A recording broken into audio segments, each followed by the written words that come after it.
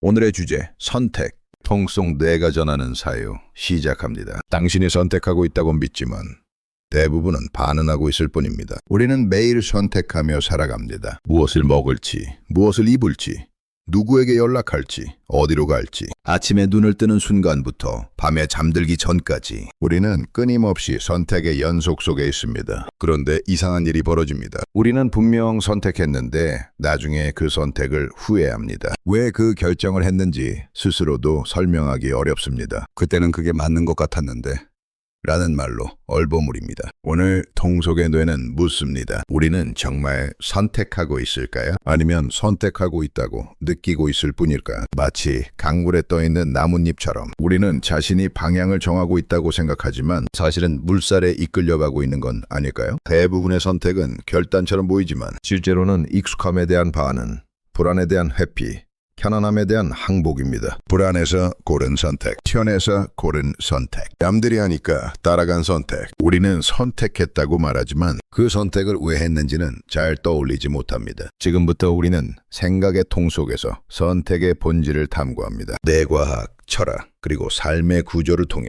선택이라는 가장 일상적이면서도 가장 중요한 행위에 대해 이야기하겠습니다. 첫 번째, 선택의 역설. 선택이 많아질수록 선택하지 않는다. 현대인은 선택지가 너무 많습니다. 넷플릭스에는 수천 개의 컨텐츠가 있고 배달 앱에는 수백 개의 메뉴가 있으며 온라인 쇼핑몰에는 끝없는 상품이 펼쳐져 있습니다. 겉으로 보면 이것은 자유입니다. 무엇이든 고를 수 있고 언제든 바꿀 수 있습니다. 하지만 심리학자 베리 슈워츠는 이것을 선택의 역설이라고 불렀습니다. 선택지가 많아질수록 우리는 더 행복해지는 것이 아니라 더 불행해집니다. 왜일까요? 심리학에서는 이를 결정 피로라고 부릅니다. 하루에 내려야 하는 선택이 많아질수록 뇌는 에너지를 소진하고 판단력은 흐려집니다. 그래서 우리는 더 이상 신중하게 선택하지 않습니다. 대신 가장 익숙한 쪽, 가장 덜 불안한 쪽, 가장 빠르게 결정할 수 있는 쪽으로 흘러갑니다. 슈퍼마켓의 잼 실험을 떠올려 보세요. 30가지 잼을 진열했을 때보다 6가지 잼만 진열했을 때 구매율이 10배 높았습니다. 선택지가 많으면 사람들은 선택을 미루거나 포기합니다. 너무 많은 가능성은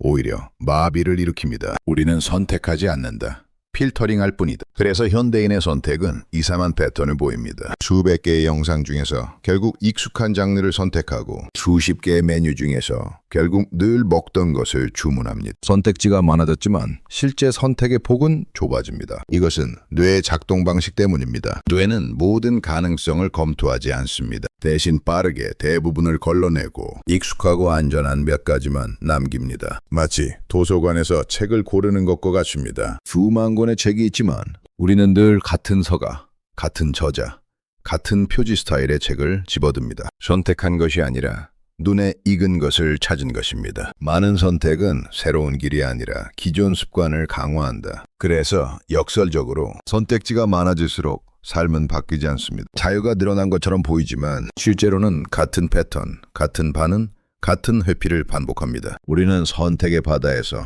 익숙한 섬으로만 돌아갑니다. 통속의 뇌는 묻습니다. 당신은 오늘 정말 새로운 선택을 했나요? 아니면 어제의 당신이 오늘도 대신 선택해 준 건가요? 두 번째, 철학이 말하는 선택의 본질. 사르트르. 선택하지 않는 것도 선택이다. 실존주의 철학자 장폴 사르트르는 말했습니다. 인간은 선택하지 않을 자유조차 선택한다. 이 말은 불편합니다. 우리는 종종 어쩔 수 없었다고 말하고 싶어합니다. 상황이 그랬다고, 환경이 그랬다고, 운이 나빴다고. 하지만 사르트르는 말합니다. 선택하지 않는 것, 미루는 것, 피하는 것, 남에게 맡기는 것. 이 모든 것이 당신의 선택이라고. 아무것도 하지 않기로 선택한 것입니다. 떠나를 시도하지 않기로 선택한 것입니다. 책임을 회피하기로 선택한 것입니다. 그는 이렇게 말했습니다. 인간은 자유롭도록 선고받았다. 자유는 선물이 아니라 짐입니다. 우리는 매 순간 선택해야만 합니다. 그리고 그 선택의 무게로부터 도망칠 수 없습니다. 스토아 철학. 결과가 아니라 태도를 선택하라. 스토아 철학은 조금 다른 관점을 제시합니다. 에픽테토스는 말했습니다. 선택은 결과를 고르는 게 아니라 태도를 고르는 것이다. 우리는 결과를 완전히 통제할 수 없습니다. 노력해도 실패할 수 있고 잘했어도 운이 나쁠 수 있으며 완벽하게 준비해도 상황이 바뀔 수 있습니다. 하지만 하나는 통제할 수 있습니다. 어떤 기준으로 선택할 것인가? 성공을 위해 선택할 것인가? 성장을 위해 선택할 것인가? 안전을 위해 선택할 것인가? 의미를 위해 선택할 것인가? 편안함을 위해 선택할 것인가? 정직함을 위해 선택할 것인가? 마르쿠스 아우렐리우스는 이렇게 썼습니다. 당신의 행동이 결과를 만들지 못할 수도 있다. 하지만 그것이 당신을 만든다. 그래서 스토아 철학에서 선택은 항상 질문으로 시작합니다. 이 선택은 나를 어떤 사람으로 만드는가? 항해를 생각해 보세요. 우리는 바람의 방향을 선택할 수 없습니다. 파도의 높이도 정할 수 없습니다. 하지만 돛을 어떻게 펼치고 키를 어디로 돌릴지는 선택할 수 있습니다. 선택은 목적지의 보장이 아니라 방향의 결정입니다. 불교.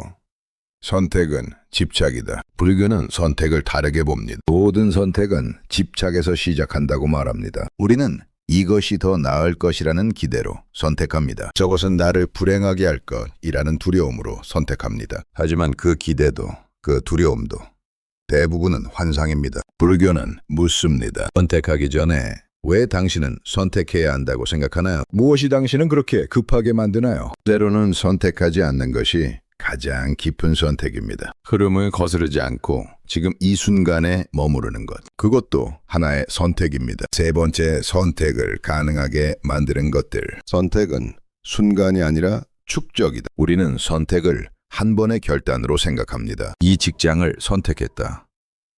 이 관계를 선택했다.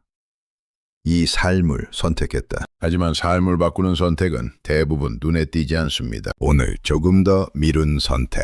오늘 그냥 넘긴 선택. 오늘 아무 말도 하지 않기로 한 선택. 이 작은 선택들이 쌓이고 쌓여 어느 날 하나의 삶이 됩니다. 나무의 나이테를 생각해 보세요. 한 해 한 해 얇은 층이 쌓입니다. 하루하루는 거의 보이지 않습니다. 하지만 10년, 20년이 지나면 그 얇은 층들이 단단한 몸통을 만들어냅니다. 선택도 그렇습니다. 오늘의 선택은 오늘을 바꾸지 않을 수 있습니다. 하지만 계속되는 선택은 당신을 바꿉니다. 감정이 선택을 흐린다. 선택을 가장 흐리게 만드는 것은 정보 부족이 아닙니다. 감정입니다. 불안, 조급함, 비교, 두려움, 수치심. 이 감정들이 강해질수록 선택은 나에게서 멀어집니다. 그때 우리는 이런 질문을 합니다. 이게 맞나?가 아니라 이게 안전한가? 이게 나를 성장시킬까?가 아니라 이게 나를 지켜줄까? 안전한 선택은 우리를 지켜주지만 우리를 데려가지는 않습니다. 종속의 뇌는 묻습니다. 선택 앞에서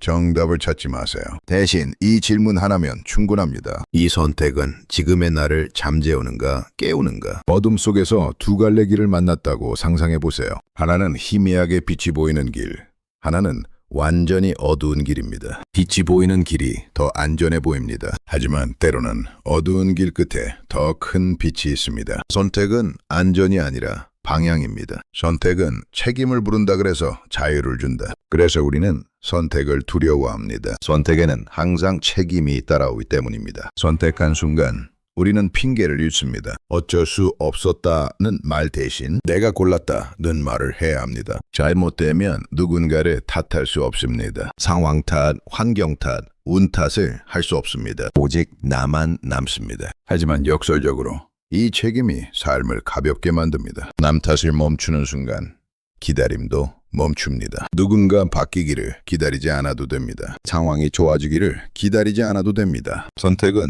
짐이 아니라 주도권입니다. 세상이 나를 끌고 가는 것이 아니라 내가 세상 속에서 방향을 정하는 것입니다. 작은 선택부터 의식하라. 완벽한 선택은 필요 없습니다. 들리지 않는 선택도 필요 없습니다. 다만 의식한 선택이면 충분합니다. 오늘 하루 단 하나의 선택이라도 의식해서 해보세요. 점심 메뉴를 고를 때 잠시 멈춰서 물어보세요. 나는 왜 이것을 고르려고 하나? 익숙해서? 편해서? 정말 원해서? SNS를 열 때 잠시 멈춰서 물어보세요. 나는 지금 무엇을 기대하고 있나? 연결? 도피? 불안의 해소? 작은 질문이 큰 각성을 만듭니다. 의식한 선택 하나가 무의식적 반응 100개보다 강합니다. 마무리. 총 속의 뇌. 생각만으로 존재하는 이 뇌의 시선에서 보면 선택은 인생을 바꾸는 기술이 아닙니다. 선택은 내가 지금 어디로 향하고 있는지 스스로에게 알려주는 감각입니다. 당신의 선택을 돌아보세요. 지난 한 달 동안 당신이 반복적으로 선택한 것들이 무엇인가요? 그 선택들이 당신을 어디로 데려가고 있나요? 사르트르가 말했듯 우리는 우리가 한 선택의 총합입니다. 큰 선택 하나가 아니라 매일의 작은 선택들이 당신을 만듭니다. 완벽한 선택은 필요 없습니다. 틀리지 않는 선택도 필요 없습니다. 다만 의식한 선택이면 충분합니다. 나는 지금 왜 이쪽을 고르고 있는가? 이 질문 하나가 선택을 반응해서 결정으로 바꿉니다. 오늘 하루 단 하나의 선택이라도 의식해서 해보세요. 그 선택이 작을수록 변화는 더 깊게 남습니다. 마치 등산로에서 작은 이정표 하나가 방향을 알려주듯 의식한 선택 하나가 당신의 방향을 분명하게 만듭니다. 길을 잃었다면 큰 결단보다 작은 확인이 필요합니다. 나는 지금 어디로 가고 있는가? 선택은 도착이 아닙니다. 선택은 항해입니다. 그리고 항해에서 가장 중요한 것은 완벽한 계획이 아니라 지금 내가 어느 방향을 향하고 있는지 아는 것입니다. 오늘의 사유, 선택은 결과를 정하지 않는다. 선택은 내가 어떤 사람으로 살 것인지를 정한다. 오늘의 이야기는 어떠셨나요? 여러분들의 생각을 댓글로 들려주세요.